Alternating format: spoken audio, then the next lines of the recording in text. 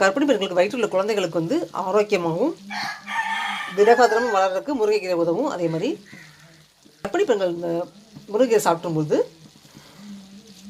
இரும்புச்சத்து அதிகரித்து ரத்தம் அதிகம் உதவும். அதே மாதிரி ஹீமோகுளோபின் லெவலை வந்து அதிகரிச்சு செய்யும் இந்த முருங்கைக்கீரை. இதில் அயன் கண்டென்ட் அதிகமாக இருக்கிறதுனால ரத்தத்தில் ஹீமோகுளோபின் லெவல் வந்து இன்க்ரீஸ் பண்ண செய்யும். குழந்தை பிறந்த பெண்கள் இந்த முருங்கைக்கீரை சாப்பிடும்போது தாய்ப்பால் அதிகமாக சுரக்க செய்யும். அதே மாதிரி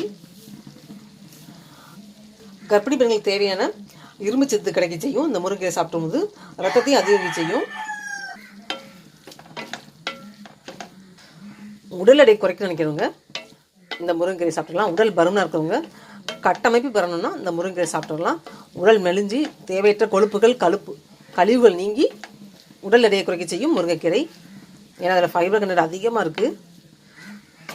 ஃபைபர் கண்டென்ட் அதிகமாக இருக்கிறதுனால செரிமானத்தை மேம்படுத்தும். அதே மாதிரி மலச்சிக்கல் வராமல் பார்த்துக்கும் முருங்கைக்கீரை. இந்த முருங்கைக்கீரை தொடர்ந்து சாப்பிடும்போது ரத்த சோகை குறையிறதுனால நமக்கு வந்து உடல் சுறுசுறுப்பாக இருக்கும்.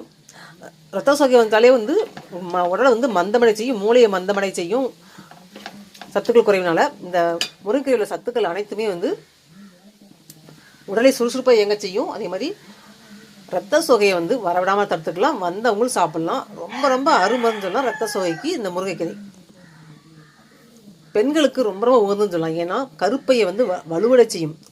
கர்ப்பப்பை பலவீனம் உள்ளவங்க இந்த முருங்கைக்கீரையை வந்து தொடர்ந்து சாப்பாடு சாப்பிடும்போது கர்ப்பப்பை வந்து நல்லா பலமாக மாறும்.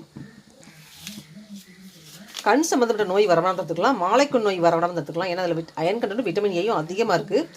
ஆண்களுக்கு ஆண்மை அதிகம் செய்யும், மலர்தன்மை நீக்கும். பெண்களுக்கும் அதே மாதிரி தான் மலர்தன்மை நீக்கும் தன்மையுடையது இந்த முருங்கைக்கீரை. வயிற்றுப்புண் உள்ளவங்க இந்த முருங்கைக்கீரை தொடர்ந்து சாப்பிட்டு வரலாம். இதற்கு தேவையான 20 வகை அமினோ அமிலங்களை 18 வகை அமினோ அமிலங்கள் இதில் இருக்குது. அதே மாதிரி மனித உடலால் தயாரிக்க இயலாத 8 அமினோ அமிலங்கள் இந்த முருங்கைக்கீரை சாப்பிடும்போது நமக்கு கிடைக்கும்.